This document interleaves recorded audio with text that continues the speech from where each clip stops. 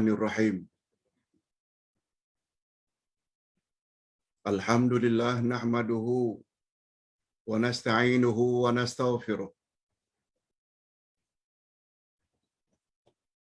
Wa na'udzu billahi min shururi anfusina wa min sayyiati a'malina. May yahdihillahu fala mudilla lahu wa may yudlil fala hadiya lahu. Asyhadu an la ilaha illallah wahdahu la syarika lah wa asyhadu anna Muhammadan abduhu wa rasuluh la nabiyya ba'dah. Function. Allahumma salli wa sallim ala nabiyyina Muhammad wa ala alihi wa sahbihi ajma'in, amma ba'd.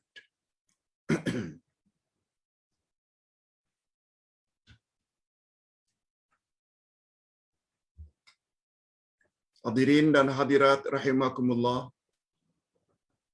Assalamualaikum warahmatullahi wabarakatuh. Alhamdulillah. Kita bersyukur kehadirat Allah Azza wa Jalla. Sekali lagi pagi ini kita akan membahas panduan dalam beribadat kepada Allah. Berdasarkan kitab 12 pedoman ibadat. Yang pada pagi ini kita akan belajar pedoman yang keempat, yang tertangguh pada Selasa yang lalu disebabkan bertepatan dengan 1 Muharram. Kita cuti. Topik hari itu kita bawa ke hari ini.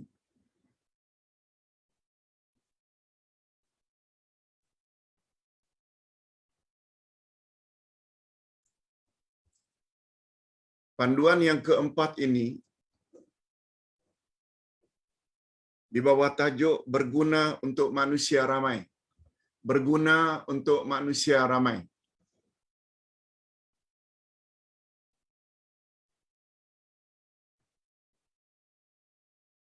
Kita selaku orang yang berakal, waras, jangan hanya fokus kepada amalan-amalan untuk manfaat diri sendiri saja. No.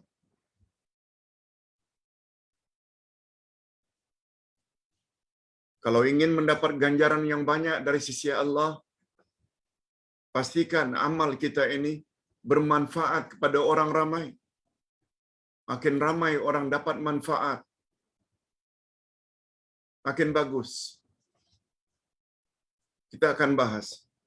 Pembahasan ini agak panjang, lebih kurang 12 halaman. Tolong fokus. Antara panduan beramal, hendaklah diutamakan amalan yang membawa faedah kepada orang ramai berbanding amalan yang pulangannya hanya untuk diri sendiri.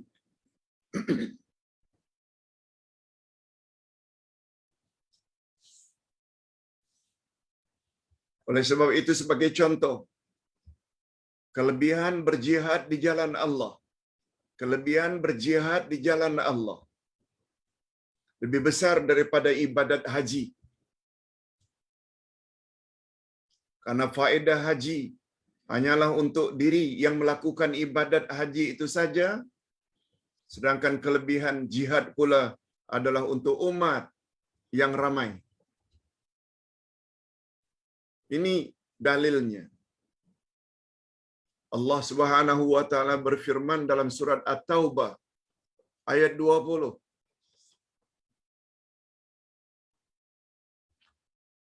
A'udzubillahi minasyaitonir rajim. Alladzina amanu wa hajaru wa jahadu fi sabilillahi bi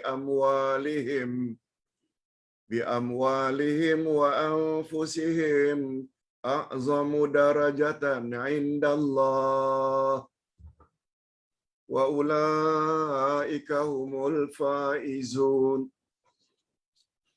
Allahumma ja'alna minhum. Mudah-mudahan kita termasuk ke dalam golongan ini. Orang yang beriman dan orang yang berhijrah dan orang yang berjihad di jalan Allah dengan harta dan dirinya adalah lebih tinggi derajatnya di sisi Allah, adalah lebih tinggi derajatnya di sisi Allah. Itulah orang-orang yang mendapat kemenangan. Ayat ini diturunkan untuk membantah anggapan bahwa memberi makan kepada para haji dan mengurus Masjidil Haram lebih utama dari beriman pada Allah dan berhijrah serta berjihad di jalan Allah. Sedikit latar belakang ayat.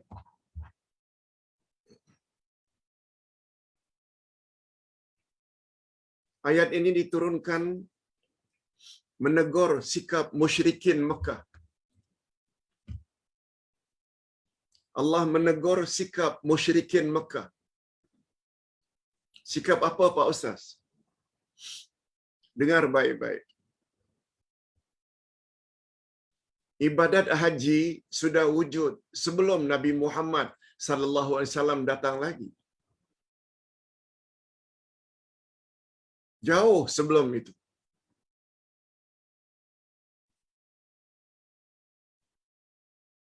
Haji macam ibadat puasa.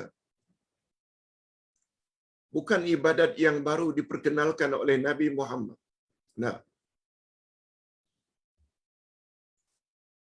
haji ke, salat ke, puasa ke, sudah diamalkan oleh umat-umat terdahulu. Cuma caranya barangkali sedikit berbeza kaifiat.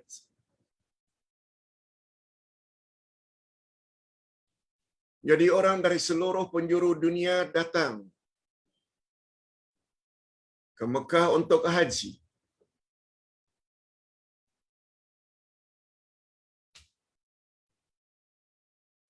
Dan orang-orang kafir Quraisy musyrikin layan orang-orang yang datang itu dengan baik. Beri mereka minum, beri mereka tempat, beri mereka kemudahan.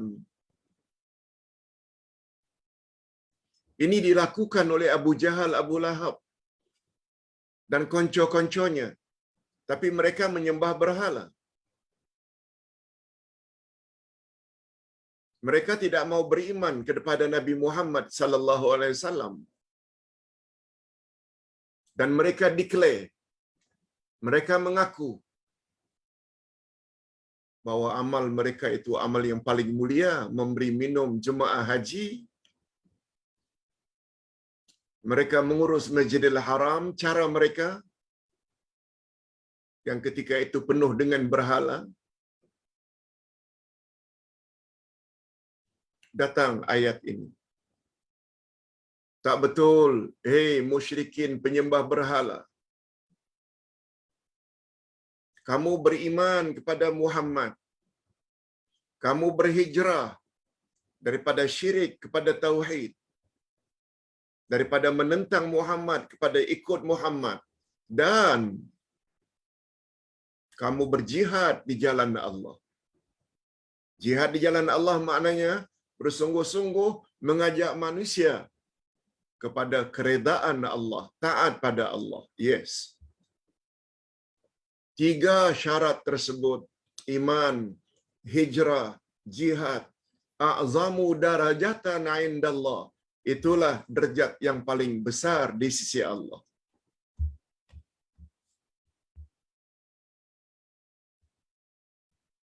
Itu sebabnya begitu menyelesaikan studi di Arab Saudi.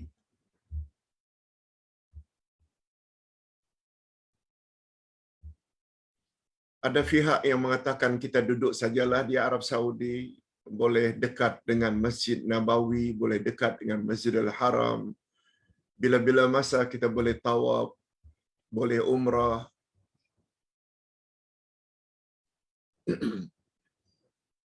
Tapi kami sekeluarga lebih memilih untuk balik ke tanah air untuk berdakwah, menyampaikan kebenaran.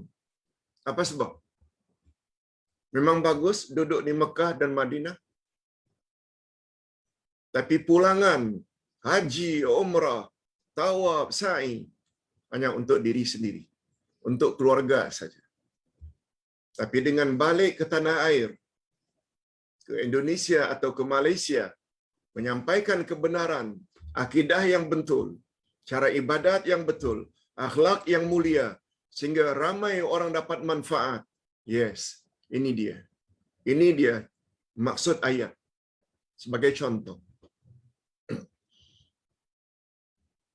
kita tak nafikan duduk di Mekah, di Madinah adalah baik. Tapi mana yang lebih baik? Menetap di sana ke sampai mati? Atau keluar menyebarkan dakwah? Kita setuju dengan ayat ini, yakin dengan ayat ini, bahawa pemergian kita ke Mekah, ke luar Mekah Madinah untuk tujuan berjihad di jalan Allah, menyampaikan kebenaran adalah lebih besar fadilatnya. Yes, sebagai contoh. Ustaz terpaksa buat contoh diri sendiri. Memang ada keinginan semacam itu. Tapi setelah timbang khasnya berdasarkan ayat ini, kita keluar. Tawakkal 'ala Allah.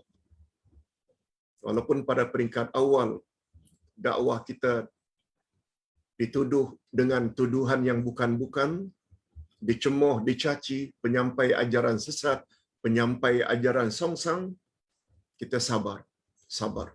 Okey. Berdasarkan prinsip inilah sungguh banyak hadis Nabi. Berdasarkan prinsip inilah sungguh banyak hadis Nabi sallallahu alaihi wasallam yang menggambarkan kelebihan menuntut ilmu daripada ibadat. Ini disebabkan karena manfaat ibadat hanya untuk orang yang beribadat saja. Sedangkan manfaat ilmu, apalagi sudah ada ilmu, disebarkan pula kepada orang ramai. Itu adalah lebih baik. Sangat banyak hadis tentang itu. Ustaz buat contoh. Tolong fokus ya. Ustaz terpaksa baca dengan cepat. Apa sebab? 12 muka surat kita akan bahas pagi ini. Dari muka surat 33 hingga 52 kalau tak salah. Atau 55. Adapun hadis-hadis yang menyatakan hakikat ini sangat banyak. Antara lain, Ustaz baca 2-3 hadis, kemudian Ustaz terjemahkan, atau Ustaz baca terjemahannya saja. Ini untungnya kita ada buku. Ini untungnya kita ada buku. Kita boleh rujuk. Sabda Nabi, Fadlul ilmi ahabbu ilayya min fadlil ibadah, wa khairu dinikumul wara'.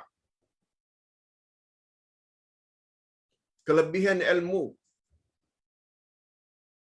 lebih aku sukai daripada kelebihan ibadat. Fadlul ilmi ahabbu ilayya. Ilmu aku lebih suka dari ibadat. Atau kelebihan menuntut ilmu lebih daripada kelebihan beribadat. Dan agama kamu yang paling baik adalah wara'. Wara' maknanya tidak begitu tergila-gila dengan kedudukan dunia. Itu wara'. Orang wara' dia tidak akan terkejar-kejar pangkat. Orang wara' dia tidak akan kejar-kejar harta. Dia tidak akan kejar-kejar dunia. Orang wara', orang lebih utamakan akhirat. Hadis yang kedua, fadlul alim 'alal 'abid ka fadli 'ala adnakum. Kelebihan orang yang berilmu berbanding orang yang beribadat, tak ubahnya kelebihan antara aku, kata Nabi, dengan orang yang paling rendah dari kalangan kamu. Allahu Akbar. Begitu Nabi gambarkan.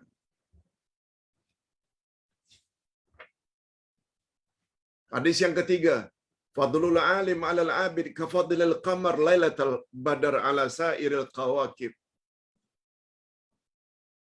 Kelebihan orang-orang yang berilmu ke atas orang-orang yang beribadat bagaikan kelebihan bulan purnama yang bulat penuh berbanding dengan bintang yang nampaknya kecil. Bulan purnama pula besar. Hadis yang keempat, innallaha wa malaikatahu wa ahlas samawati wal ard hatta namlatan fi hujriha wa hatta al-huta la yusalluna ala muallimin nasil khair. Sesungguhnya Allah dan para malaikat serta penduduk langit dan penduduk bumi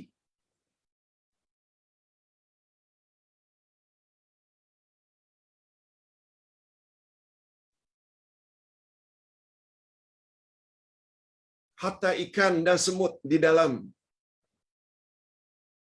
lubangnya semua berselawat atau mendoakan kesejahteraan untuk orang yang menuntut ilmu. Mendoakan untuk orang yang mengajar manusia kepada kebaikan. Allahu Akbar. Hadis-hadis yang kita bacakan ini semuanya sahih belaka. Paling kurang hasan. Baik. Tak ada yang dhaif.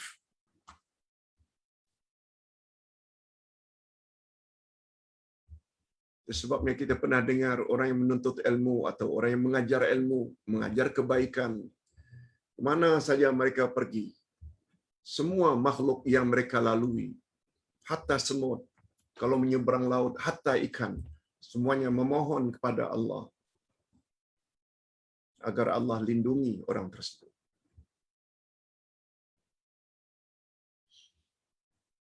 Inilah rahasianya. Mengapa kerja dakwah ini tak pernah membosankan, tapi happy. Walau orang tuduh macam-macam.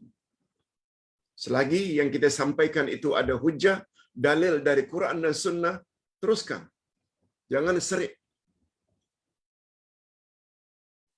Tak dapat berceramah secara live atau secara biasa, offline, kita ceramah online. Malah sampai ke peringkat tak boleh bercakap, tulis. Semuanya itu untuk manfaat orang ramai. Kita teruskan. Yang kelima, khairukum man ta'allama al-Quran wa 'allamah.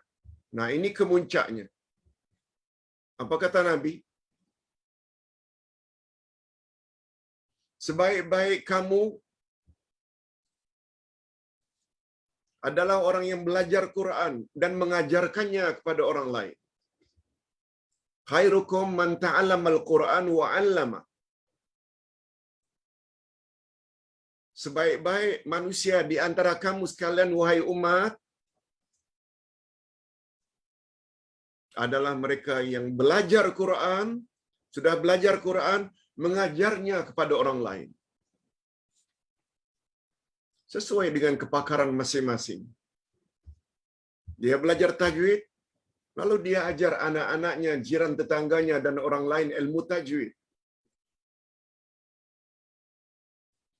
Kalau dia belajar tadabbur atau belajar tafsir, setelah dia belajar, disampaikannya kepada orang lain tafsir tersebut.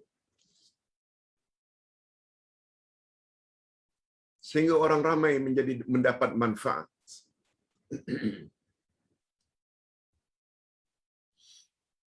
Itu sebabnya kalau mau ditanya, Pak Ustaz, mengapa memilih kitab untuk ditulis? Mengapa? Kitab yang ditulis menjurus kepada akidah, kepada tafsir, kepada al-asma'ul husna. Karena ketiga-tiga jenis ilmu utama ini kurang banyak ditulis di Nusantara. Kurang banyak ditulis di Nusantara. Menurut kacamata Uday, banyak lagi perkara-perkara syirik berlaku dalam masyarakat. Kitab rujukan tak ada. Tulis kitab akidah. Terutama sekali hakikat dua kalimah syahadat. Banyak yang tahu rukun syarat perkara yang boleh membatalkan salat, puasa, zakat, haji. Tapi tidak banyak yang tahu dari kalangan umat Islam Nusantara. Rukun syarat perkara yang boleh membatalkan dua kalimah syahadat. Syarat rukun la ilaha illallah. Syarat rukun Muhammad Rasulullah. Banyak yang kabur. Sebab itu buku pertama yang Ustaz tulis adalah tentang hakikat dua kalimah syahadat.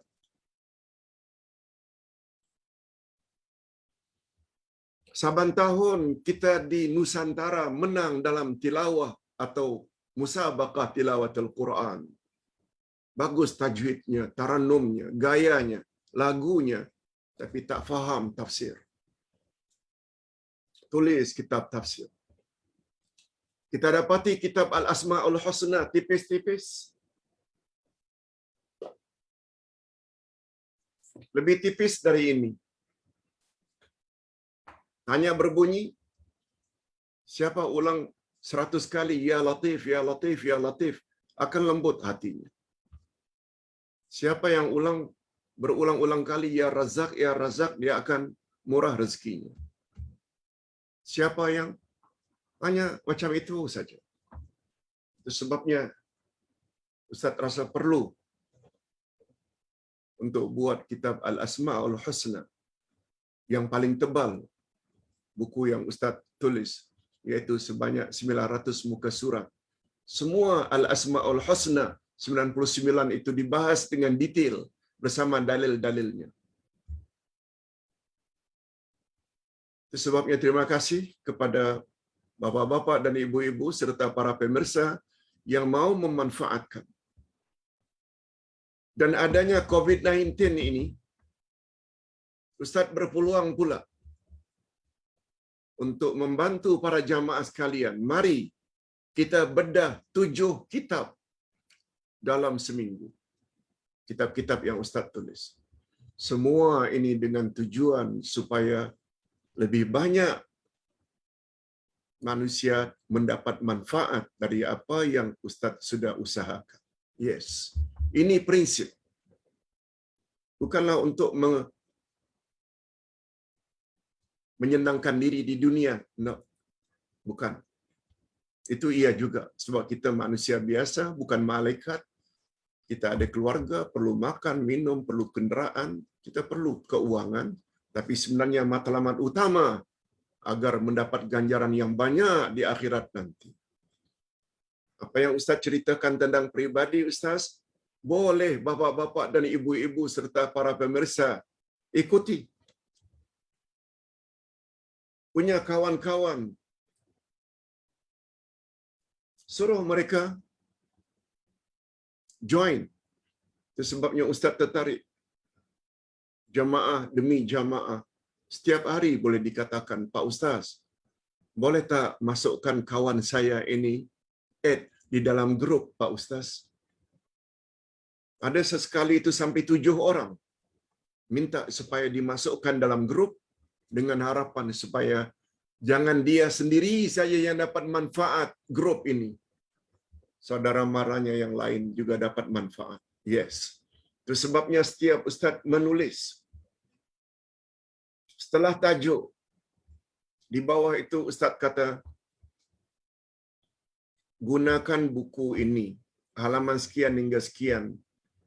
Sila share dengan kawan-kawan, supaya sama-sama mendapat manfaat dunia dan akhirat. Tak pernah lupa, Ustaz akan tulis di setiap tajuk. Apa maksud share? Dakwah lah itu. Baik, kita teruskan. Pengajaran hadis, atas dasar ini pula lah maka para fuqaha atau ulama fiqh menetapkan bahawa orang-orang yang menggunakan sepenuh masanya untuk beribadat, orang yang menggunakan sepenuh masanya untuk beribadat, tidak berhak menerima zakat. Kalau kerjanya ibadat saja. Berbeza dengan orang-orang yang sepenuh masa digunakan untuk menuntut ilmu atau mengajar ilmu.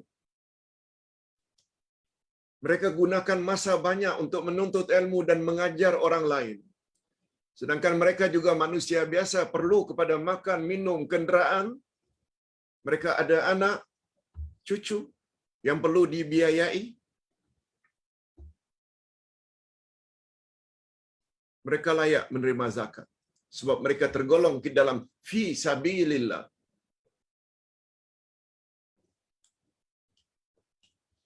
Kita bina masjid, kita bina rumah anak yatim, kita bina rumah tahfiz Al-Quran dengan mengajar golongan-golongan anak muda dengan harapan mudah-mudahan mereka kelak akan menyampaikan ajaran yang mereka pelajari itu kepada orang ramai. Yes, mereka layak mendapat peruntukan zakat. Lihat, beza tak? Orang yang beribadat siang malam tak layak dapat zakat. Tapi orang yang menyebarkan ilmu layak. Mengapa? Karena mereka banyak gunakan masa mereka untuk orang ramai. Oleh sebab itu nasib mereka perlu diperhatikan juga oleh orang ramai, antara lain mereka layak mendapat zakat. Rasulullah sallallahu alaihi wasallam bersabda, "La rahbaniyah fil Islam." Tidak ada sistem kerahiban dalam Islam. Sebab pulangannya ibadat hanyalah untuk diri sendiri, sedangkan orang-orang yang menuntut ilmu dan mengajar pula untuk orang lain membawa manfaat yang ramai. Mungkin ada yang belum faham apa makna rahbaniyah, Pak Ustaz. Coba dengar baik-baik. La rahbaniyah fil Islam. Tidak ada sistem kerahiban. Rahib itu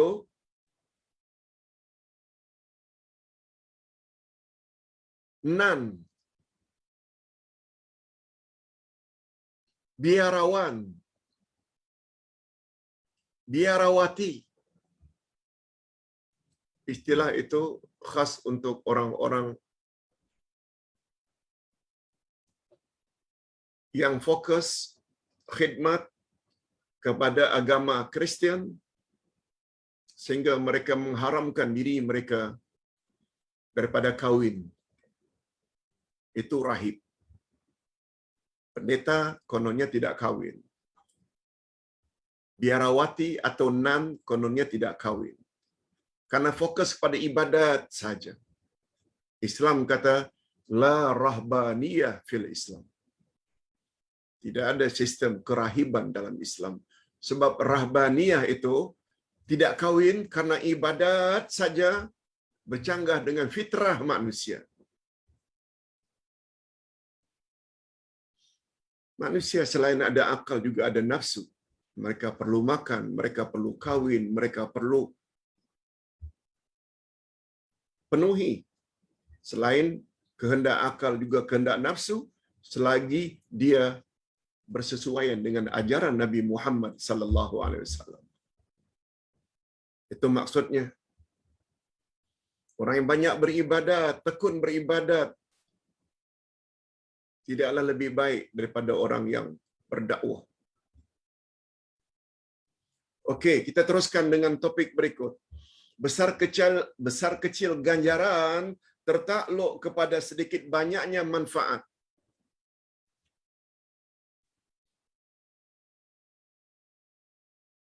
Ganjaran pahala yang bakal diterima oleh seseorang dari sisi Allah di akhirat sesuai dengan kadar manfaat yang diterima oleh orang ramai. Semakin ramai orang yang mendapat manfaat dari jasa baik seseorang, maka akan semakin besar pula lah pulangan yang bakal diterimanya kelak di akhirat.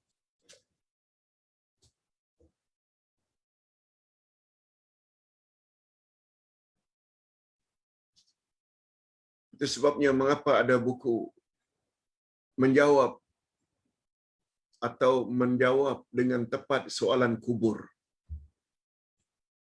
Barangkali selama ini kita tidak perasan.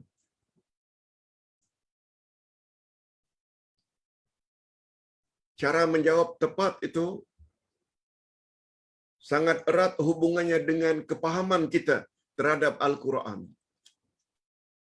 dan mengamalkan isi kandungannya. Baru kita boleh jawab, wama imamuka, apakah imam kamu, pemimpin kamu. Pemimpin di sini bukan pemimpin duniawi, bukan. Apakah yang menjadi ikutan kamu?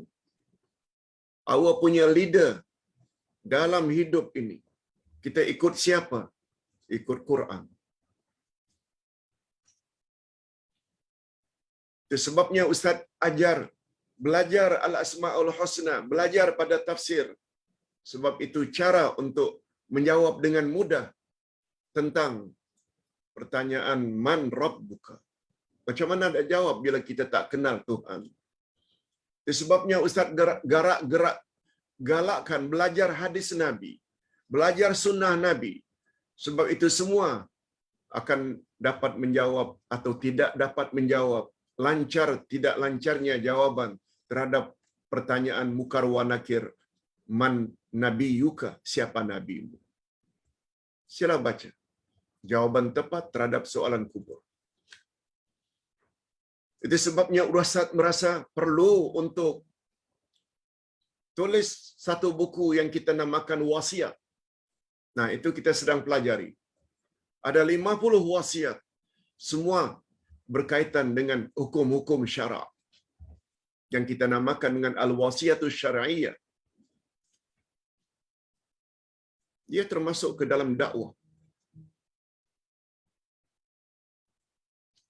Sebab berapa banyak kita tidak dapat menyampaikan pesanan-pesanan tersebut kepada anak cucu. Mungkin karena ketiadaan masa, mungkin karena ketiadaan ilmu untuk membimbing. Nah, Ustaz siapkan untuk menolong orang ramai, tinggalkan kepada anak cucu buku tersebut. Baca cu, supaya mereka menjadi anak yang saleh dan salihah, yang kelak kesannya boleh masuk dengan mak bapaknya ke dalam syurga yang sama. Sebab syarat untuk masuk satu keluarga ke dalam syurga, syaratnya semua mesti jadi orang yang saleh dan salihah. Macam mana nak jadi saleh dan salihah kalau ilmu agama kosong, zero? Itu sebabnya pelajaran semalam itu biar jadi ambil pengajaran. Pesan Nabi Yaqub kepada anak-anaknya menjelang matinya. Apa kata Yaqub? Ma ta'buduna min ba'di. Wahai anak-anakku, kamu nanti akan sembah siapa setelah ayah mati? Semua anaknya menjawab, na'budu ilahaka wa ilaha abaika Ibrahim wa Ismail wa Ishaq ilaha wahida wa nahnu lahu muslimun. Tak usah bimbang ayah. Kami hanya akan menyembah Tuhan ayah. Ilahaka. Dan Tuhan atau nenek ayah.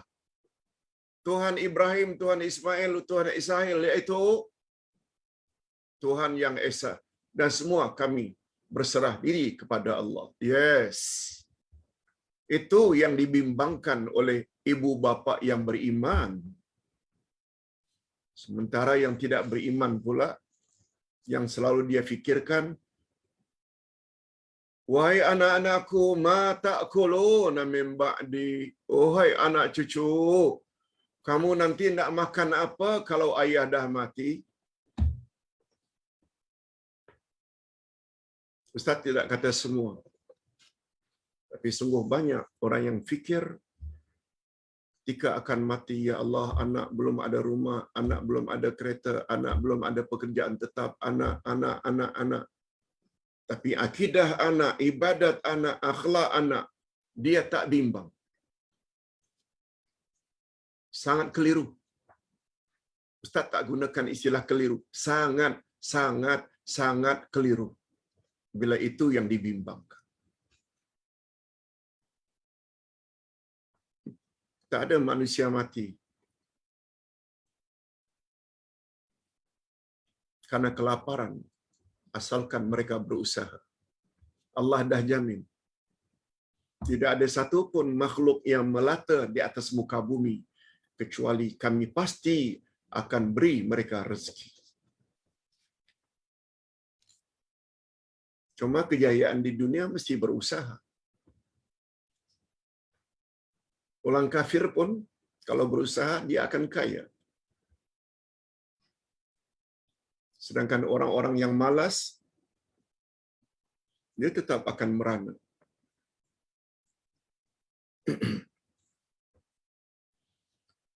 Bagus juga kalau Ustaz sebut di sini pertanyaan pagi tadi. Pak Ustaz, seorang isteri bekerja di restoran. Bosnya suruh dia ambil vaksin untuk membolehkan dia terus bekerja di dalam restoran berkenaan. Tapi sayangnya suaminya tidak izinkan dia ambil vaksin. Karena suaminya golongan yang anti vaksin. Sehingga dia tidak dapat bekerja karena tidak ambil vaksin. Dibuang kerja. Nah, istrinya juga akan dibuang kerja kalau tidak ambil vaksin.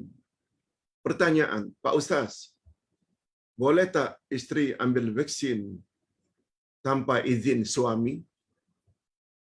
Sebab isterilah yang akan menyara keluarga.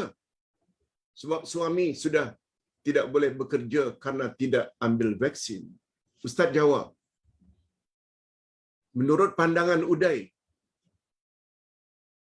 isteri boleh ambil vaksin walau tidak dapat izin suami. Apa sebab? Kalau kedua-duanya suami isteri tidak bekerja, nak makan apa? Isteri berbuat demikian karena untuk menyelamatkan orang ramai. Barangkali suami juga akan makan dari hasil isteri. Anak-anak semuanya akan dapat makan dari income isteri. Apalagi ambil vaksin ini arahan ulil amri yang wajib dipatuhi. Itu sebabnya kepada penanya, Ustaz kata tolong nonton ceramah Ustaz, kuliah Ustaz pagi ini. Ustaz akan sebut perkara ini. Tanpa kita menyebut soalan itu datang dari negeri mana. Tak payah. Supaya andai kata keluarga yang mempunyai masalah seperti ini tidak berdosa. Sebab dalam kaedah ilmu agama, irtikabu akhafid dararain. Bila kita dalam dilema, memenuhi kehendak isteri, memenuhi kemahuan suami akan jadi begini. Bila kita langgar juga tak patut. Ini arahan suami. Tapi mana yang lebih kecil mudaratnya? Jangan beritahu suami, ambil saja vaksin untuk membolehkan bekerja sehingga dapat menyelamatkan orang ramai. Nah, satu lagi, orang ramai. Wallahu a'lam. Hakikat ini, Ustaz teruskan, hakikat ini digambarkan oleh Nabi Muhammad sallallahu alaihi wasallam di dalam hadisnya. Man da'a ila hudan kana lahu minal ajri mislu ujuri man tabi'ahu la yunqasu min ujurihim syai'a. Hadis sahih riwayat Imam Muslim. Siapa yang mengajar kepada orang lain hidayah, petunjuk, maka dia akan dapat ganjaran sama dengan orang yang mengikuti petunjuk yang dia ajar dengan tidak dikurangi sedikit pun. Seperti apa yang Ustaz buat sekarang ini. Ustaz cuba hendak memberi hidayah dengan makna penjelasan dan bimbingan berdasarkan Quran dan Sunnah. Setakat ini ada 234 orang yang menonton. Andai kata 232 orang yang menonton ini ikuti,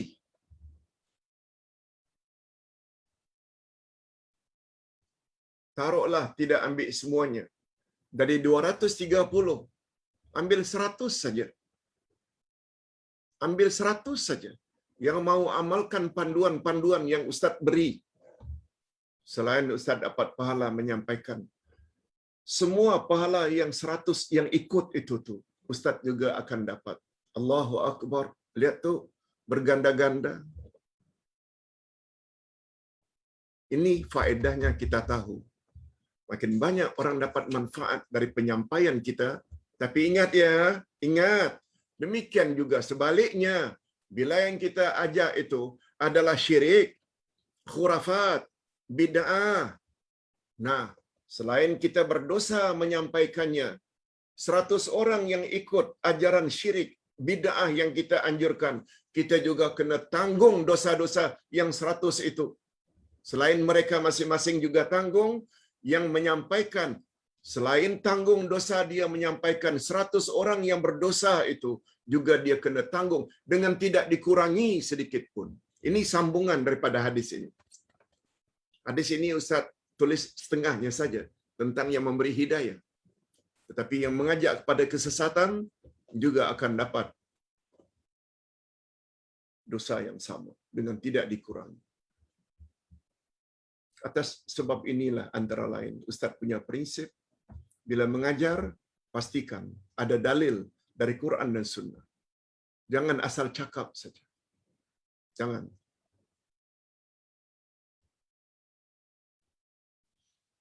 Itu sebabnya tadi malam Ustaz ditanya satu orang daripada Johor. Dikirimnya 3 gambar. 2 gambar serupa, tapi cetakan yang berbeza. Satu kitab.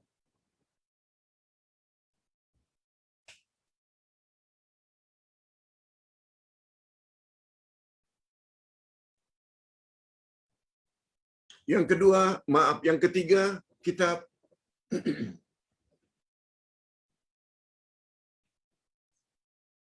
Ayyuhal Walad oleh Imam Al-Ghazali. Ayyuhal Walad, wahai anakku, karangan Imam Al-Ghazali. Ustaz minta maaf kepada yang bertanya, minta maaf. Kitab yang pertama itu, yang itu namanya, Ustaz tak punya. Minta maaf, Ustaz tidak dapat beri komen. Tapi kitab yang terakhir, Ayyuhal Walad, wahai anakku, karangan Imam Al-Ghazali. Ustaz ada kitab itu dan Ustaz tengok bagus macam mana cara untuk mengajar anak-anak muda kita. Ayyuhal Walad, Imam Al-Ghazali. Nah, buku ini Ustaz recommend. Sila baca dan jadikan dia panduan untuk membimbing anak-anak muda. Mengapa Ustaz tidak boleh komen terhadap buku yang pertama? Sebab Ustaz tidak boleh menyalahkan apa yang Ustaz tidak tahu. Mengapa Ustaz recommend terhadap Ayyuhal Walad oleh Imam Al-Ghazali? Sebab Ustaz dah baca. Dan Ustaz pernah ajar zaman dahulu tentang kitab tersebut kepada jemaah beberapa tahun yang lalu. Maksudnya, bila bercakap, mesti ada hujah, mesti ada dalil. Kalau tidak, tak pasal-pasal kita akan terima dosanya. Bila fatwa yang kita sampaikan itu bercanggah dengan kehendak Allah dan Rasul. Baik, demikianlah digambarkan besar kecilnya ganjaran tersebut sangatlah bergantung setakat mana amalan itu dapat memberi manfaat atau faedah kepada orang lain. Maksudnya, semakin banyak orang yang dapat manfaat dari usaha yang kita lakukan, maka akan semakin banyak pula lah ganjaran yang kita layak dan berhak terima dari sisi Allah di akhirat nanti. Demikian juga hadis panjang ini. Ustaz bacakan saja, mengingat masa. Masya Allah, panjang. Hadis berikut ini selain menyebut amal yang paling disukai oleh Allah adalah amalan yang paling memberi manfaat kepada orang ramai, termasuk amalan yang paling disukai oleh Rasulullah, yang disukai oleh Allah Azza wa Jalla, memasukkan rasa gembira kepada orang lain, menyenangkan hati orang lain,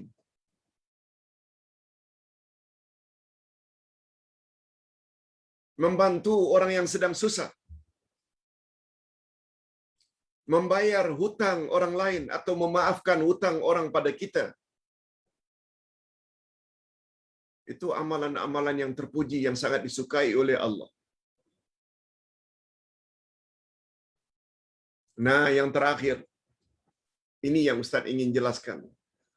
Wala an amshiya ma'a akhil muslim fi hajatin ahabu ilayya min a'takifa fil masjid syahra. Aku berjalan menunaikan hajat saudaraku, itu adalah lebih baik daripada aku iktikaf dalam masjid selama 1 bulan. Ustaz buat contoh.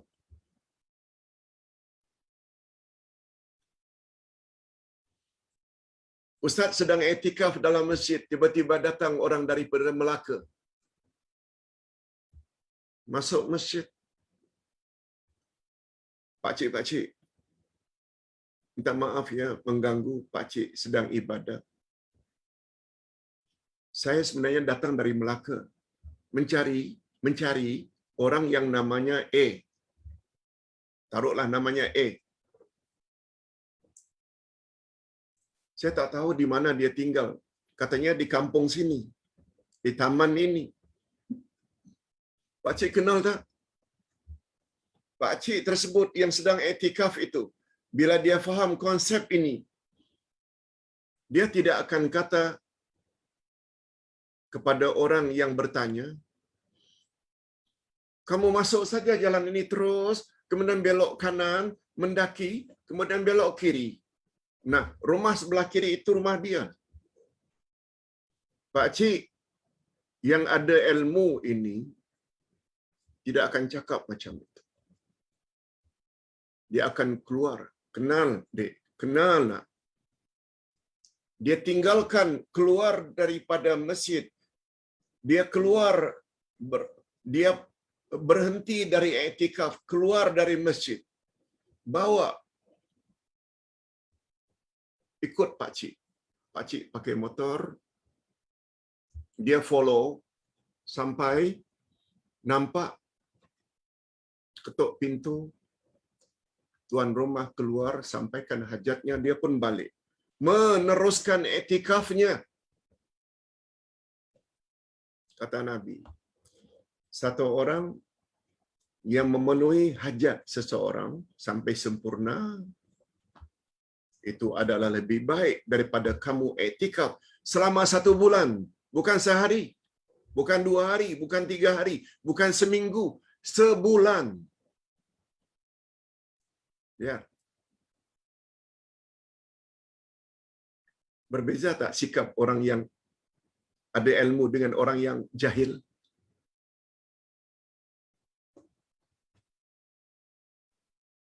Orang yang ada ilmu, dia senantiasa berusaha agar mendapat ganjaran yang lebih besar. Hanya orang jahil saja.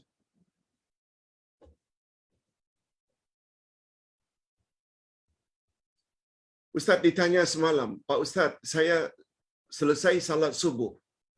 Saya berzikir. Dan saya akan tutup dengan salat 2 rakaat. Salat duha awal waktu. Atau salat sunat isyraq. Untuk dapat ganjaran seperti pahala haji dan umrah. Tiba-tiba belum lagi salat sedang berzikir, suami minta supaya siapkan sarapan untuk dia akan bekerja. Perlu tak saya teruskan saya punya zikir? sampai saya salat, abaikan permintaan suami, atau saya putuskan sebentar, siapkan sarapan untuknya, nanti saya akan sambung, Ustaz langsung jawab, penuhi kehendak suami. Kemudian selesai, minta izin. Tak perlu tunggu dia sarapan, minta izin untuk teruskan zikir dan salat 2 rakaat. Begitu sikap orang-orang yang ada ilmu. Lalu Ustaz kata, pada satu hari Nabi Muhammad sallallahu alaihi wasallam sedang iktikaf dalam Masjid Nabawi.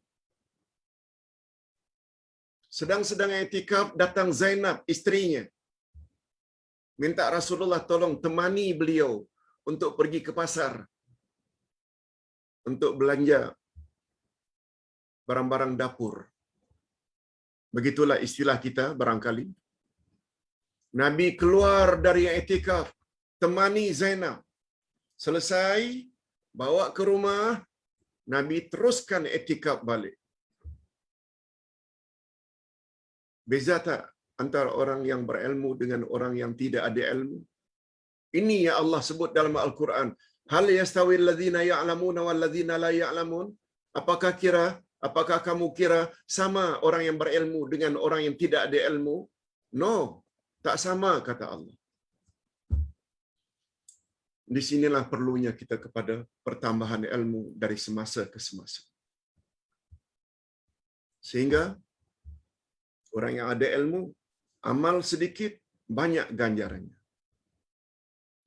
Sedangkan orang-orang yang jahil, nampaknya banyak amalan, tapi sedikit ganjarannya. Atas sebab-sebab tertentu. Barangkali yang dia amalkan itu bukan yang datang dari Nabi. Allahu Akbar. Hadirin dan hadirat rahimakumullah. Demikian juga, jika suatu amalan itu melibatkan kebanyakan untuk masyarakat ramai, untuk kebaikan masyarakat ramai, ia adalah lebih baik berbanding dengan amalan-amalan yang terbatas faedahnya dengan pelakunya saja. Ini hadisnya. Ala ukhbirukum bi afdali min darajati salati wasami wasadaqah islahu dhatil bain fa inna fasada dhatil bain fil hiyal haliqah. Kata Nabi pada satu hari, wahai para sahabatku sekalian, maukah kamu sekalian aku ajarkan sesuatu yang lebih baik ganjarannya daripada salat, puasa dan sedekah?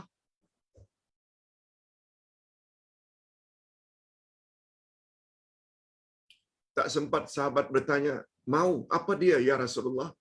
Nabi langsung jawab, mendamaikan dua pihak yang sedang bertelingkah. Mendamaikan pihak yang sesama mereka bertelingkah, berbalah. Macam apa yang terjadi pada hari ini. Tak mau bersatu. Padahal sesama Muslim. Bila ada orang yang punya idea, mau menyatukan, kita dalam membela negara, bangsa, dan agama, kita mesti bersatu. Okey. Orang yang ada usaha tersebut, ini namanya islahul bain, mendamaikan orang-orang Islam supaya bersatu, sangat besar ganjarannya. Dan mafhumnya secara tersirat, orang-orang yang degil tak mau bersatu, sehingga akhirnya menjadi korban bangsa, negara dan agama, sebesar-besar dosa yang dia akan tanggung di hadapan Allah kelak. Kita berdoa kepada Allah, mudah-mudahan yang di-Pertuan Agung atau kita semua diberi oleh Allah pemimpin yang benar-benar bertakwa kepada Allah Azza wa Jalla. Amin ya rabbal alamin. Hadirin dan hadirat rahimakumullah. Agama yang cakap, Ini bukan menyangkut masalah politik, bukan. Politik iya juga, karena Islam dengan politik dua yang tak boleh dipisahkan. Tapi politik Islam macam mana? Mesti meletakkan kepentingan agama pada ranking yang tertinggi. Bukan kepentingan parti dan peribadi. No. Agama. Tak kira siapapun yang akan naik, mesti orang tersebut perjuangkan agama terlebih dahulu sebelum yang lain-lain. Allahu Akbar. Itu politik Islam. Berdasarkan prinsip ini pula, maka Imamul Adil, pemimpin yang adil menduduki tempat yang sangat tinggi dalam Islam. Kelebihan pemimpin yang adil yang memerintah dalam sehari mengatasi ganjaran ibadat orang yang beribadat selama berpuluh-puluh tahun. Itu sebabnya hadirin dan hadirat rahimakumullah, Nabi Muhammad sallallahu alaihi wasallam ketika menyebut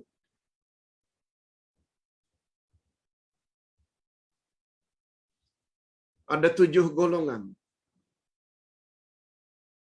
yang akan mendapat naungan Allah pada padang mahsyar hari kiamat. Ada 7 golongan. 1, 2, 3, 4, 5, 6, 7. Dari 7 itu, nomor satu, orang yang akan mendapat naungan, perlindungan Allah di padang mahsyar adalah Imamun Adil. Pemimpin yang adil. Sebab pemimpin yang adil, pemimpin yang pandai meletakkan sesuatu pada tempatnya. Terutama yang difikirkannya agar rakyatnya patuh dan taat kepada Allah. Khasnya umatnya yang beragama Islam. Sedangkan yang kafir, mereka ada hak untuk mengamalkan syariat agama mereka masing-masing. Jangan dihalang. Sebab prinsipnya tidak ada paksaan dalam agama. Tapi kalau dia pemimpin itu orang Islam, dia pastikan ajaran Islam itu dipastikannya berjalan dengan lancar, dapat diamalkan dengan baik oleh rakyat jelata. Hadirin dan hadirat rahimakumullah. Sebabnya hadis di bawah muka surat 42, apa kata Nabi? Makan. Ini adalah kata-kata ulama zaman silam yang memahami hakikat ini. Apa kata mereka? Lau kanat lana da'watun mustajabah la da'aunaha lisultan fa inna Allaha yuslihu bisalahihi khalqan katsira.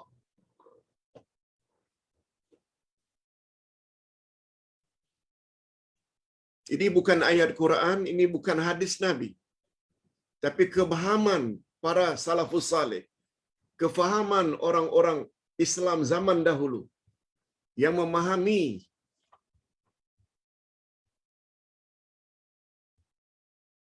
bahwa kita mesti mengutamakan kemaslahatan orang ramai sampai mereka mengambil satu kesimpulan.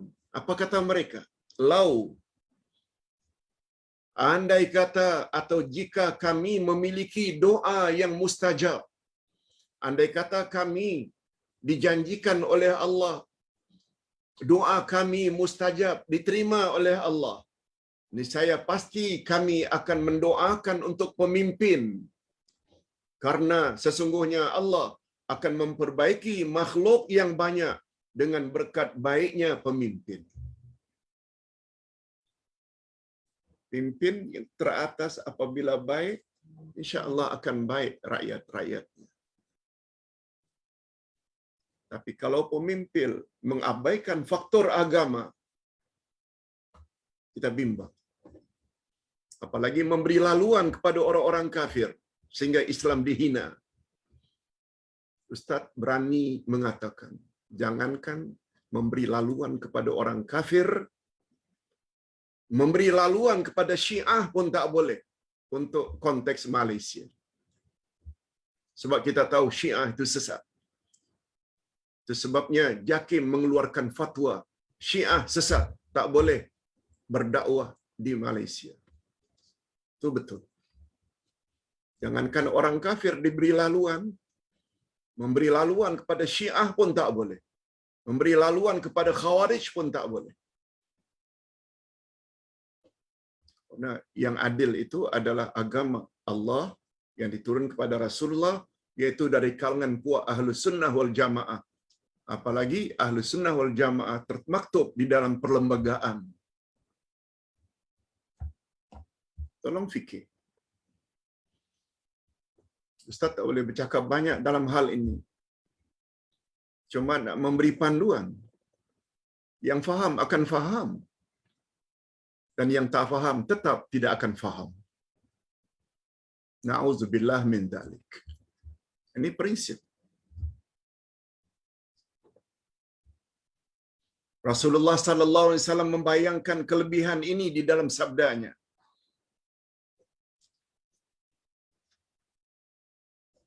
Yaumun min imamin adil afdal min ibadatin sittina sana. Nah ini dia. Rasulullah sallallahu alaihi wasallam bersabda, kata Abdullah ibnu Abbas, satu hari pemimpin yang adil memerintah satu hari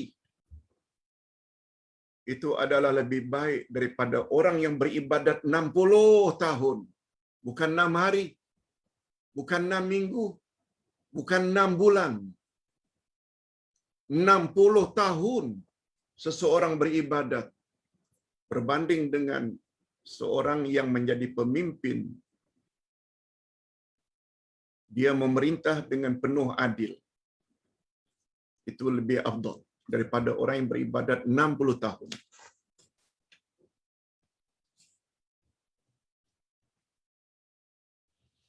Hadis yang lain, inna ahabban nasi ila Allah yaumal qiyamah adnaha minhu majlisa imamun adil.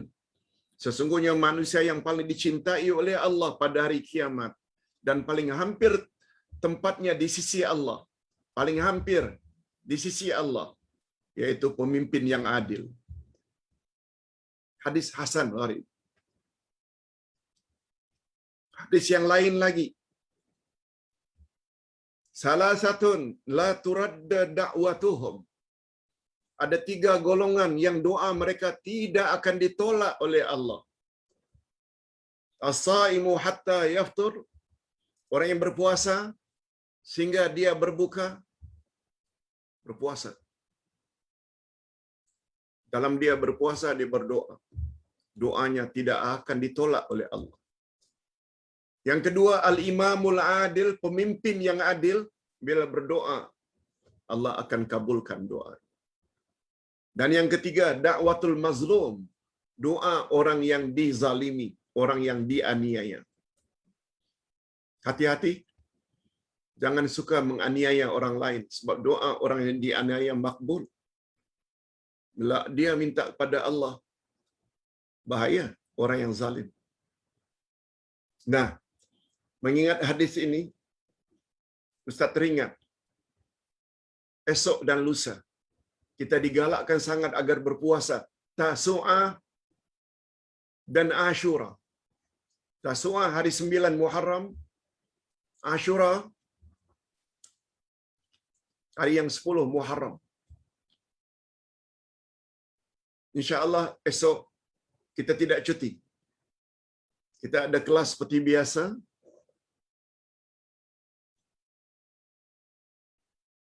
Biasanya bila Ustaz puasa, Ustaz akan minta supaya kita ganti pada sorenya, pada petangnya. Tapi kali ini insya-Allah Teka sudah agak sihat walaupun sambil ceramah sambil minum. Tapi esok tentu tak boleh minum. Kita tetap insya-Allah buat jam 10 pagi.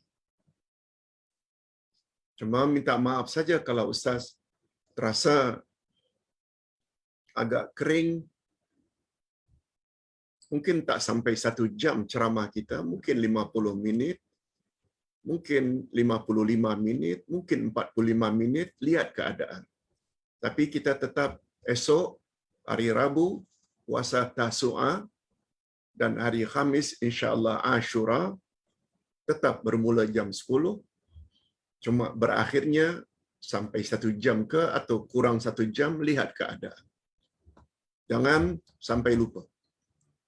Esok puasa. Cuma Ustaz ingin jawab satu pertanyaan. Pak Ustaz, saya bercadang untuk berpuasa nazar esok. Tasu'a dan Ashura. Boleh tak Pak Ustaz? Ustaz jawab. Puasa nazar adalah wajib.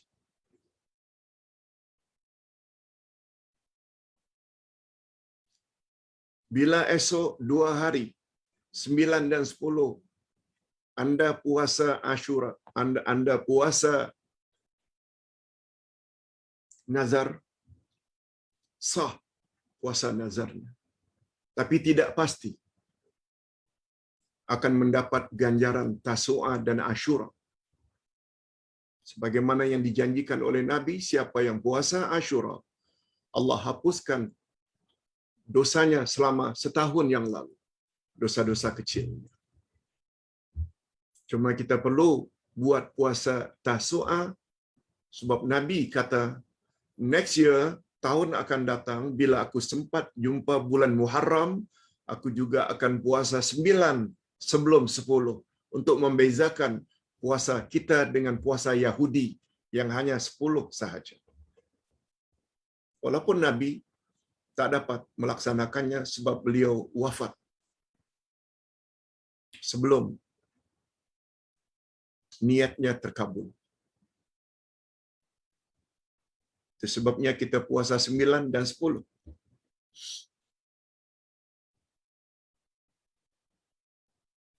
Jadi Ustaz nasihatkan kepada yang bertanya, sebaiknya untuk mendapat fadilat puasa Ashura, sebaiknya niat sajalah puasa Ashura. Sedangkan puasa nazar boleh dilakukan pada hari-hari lain. Mengapa justru pilih hari Ashura? Itu pandangan Ustaz. Supaya kita confirm mendapat ganjaran pengampunan dosa setahun yang lalu. Wallahu a'lam. Hadirin dan hadirat rahimakumullah. Ini hadis yang Ustaz bacakan tadi. Dari Abu Hurairah radhiyallahu anhu, Nabi bersabda, "Sab'atun yazilluhumullahu fi zillihi la zilla illa zilluh. Imamun adil." Ada 7 golongan yang akan mendapat naungan daripada Allah di padang mahsyar nanti. Satu di antaranya, dan nomor 1, imamun adil, yaitu pemimpin yang adil. Mudah-mudahan apa yang kita sampaikan pada pagi ini ada jugalah manfaatnya. Sampai jumpa esok insya-Allah jam 10 pagi. Jangan lupa niat puasa Tasu'a 9 Muharram dan hari berikutnya Ashura, yaitu 10 Muharram.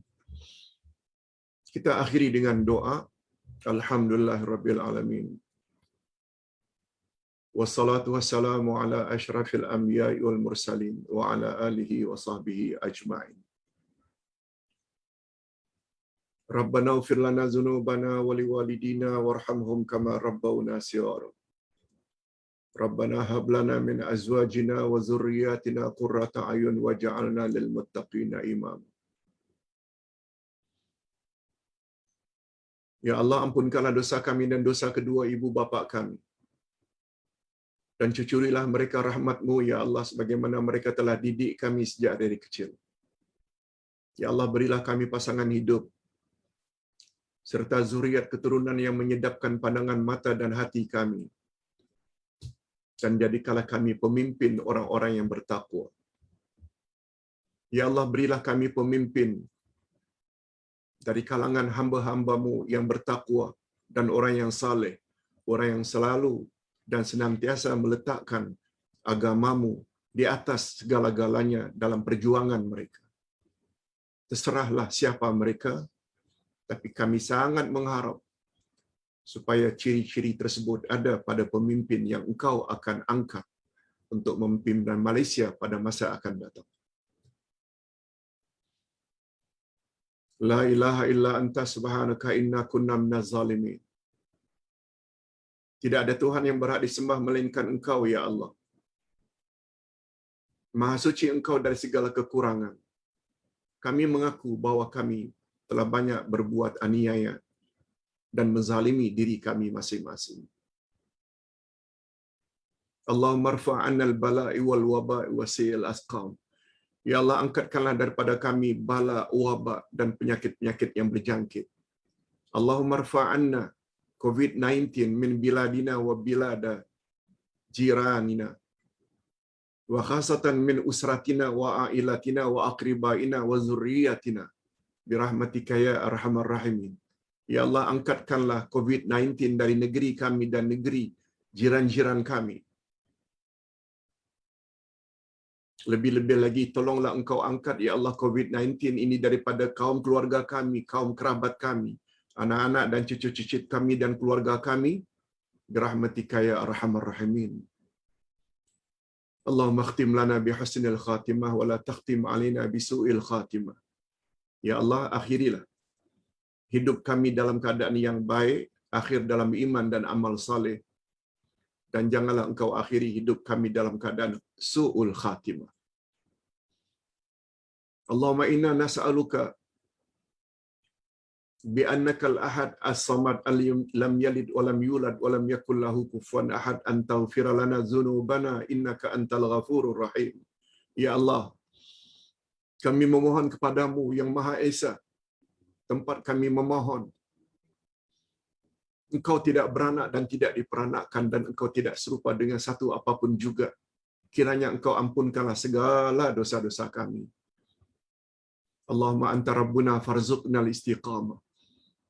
Ya Allah, Engkau adalah Tuhan kami, oleh sebab itu berilah kami sifat istiqamah, konsisten di atas kebenaran.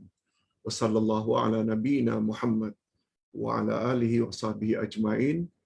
Subhana rabbika rabbil izzati amma yasifun. Wassalamun alal mursalin. Walhamdulillah rabbil alamin. Subhanakallahumma wa bihamdik. Asyhadu an la ilaha illa anta astaghfiruka wa atubu ilaik. Assalamualaikum warahmatullahi wabarakatuh.